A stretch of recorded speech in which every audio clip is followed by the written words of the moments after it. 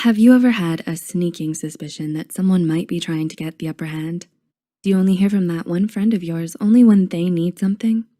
Does your supervisor often push you to stay that extra hour? Perhaps it's even your partner who insists you buy them that new makeup kit they've been eyeing.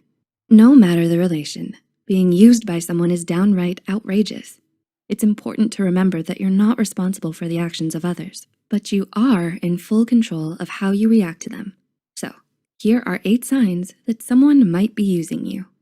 Number 1, they're only there if they need something. Do you have a classmate or colleague who only reaches out to you when they need help completing an assignment or for other favors? If so, you were successfully used by them. And no, there is no other way to put it. You might also argue that humans are social animals and occasionally reaching out for help isn't always done with malicious intent. True, but if it's happening more often than not, it might help to review your argument and their intent. The flip side to this is that when you're in the position to help others, they don't typically reciprocate the same support back. 2, they don't follow through on promises. Do they often go back on their own word? Are they the infamous more talk and less do type? It can be frustrating to rely on someone only to have them not follow through with a promise. These patterns of activity are very damaging to relationships. The constant undermining of trust cements the fact that they see you as someone they can use. Ouch.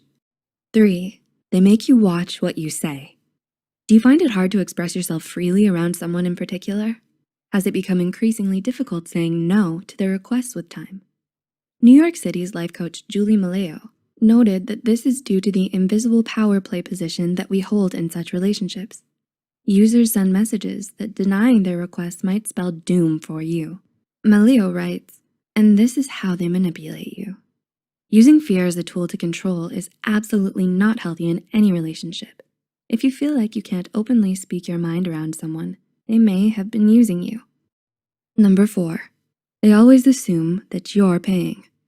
Are you the only one to foot the bill when out with them? Do you do it by choice, or has it always been expected so? Money's impact on relationships is truly a spectrum. If they're always expecting you to cover expenses, small and large, they might be taking advantage of you financially. Number 5, they're only nice when they need to be. Usually they look right over you, no? But wait, do they suffer from out of the blue bouts of clinginess and niceness to you? It's like you were best of buddies. How someone reacts around you can say a lot about their personality. Don't get us wrong, it's totally normal to notice fluctuations in behavior due to mood or circumstances. But if you can think of someone in your life who only shoots you a smile when they need something, yet are radio static otherwise, it might be a sign they're only out to use you. Number 6, your loved ones are worried. I told you so. This is the most dreaded phrase, right? Friends and family tend to see past the blinders you have in your relationships. They notice subtleties that you don't pick up or dismiss altogether, entitling themselves to the luxury of that particular phrase. If a family member or close friend has pointed out toxic or controlling behavior in your relationship with someone else, then it might be worth delving into further. With your best interests at heart, their suggestions can help you see clearly. Number 7, they never say thank you. Do you constantly put them first with little or no gratitude expressed in return? If you can count on one hand the number of times they've said thank you, stop right there. It's hurtful and a prime example of being used. Period.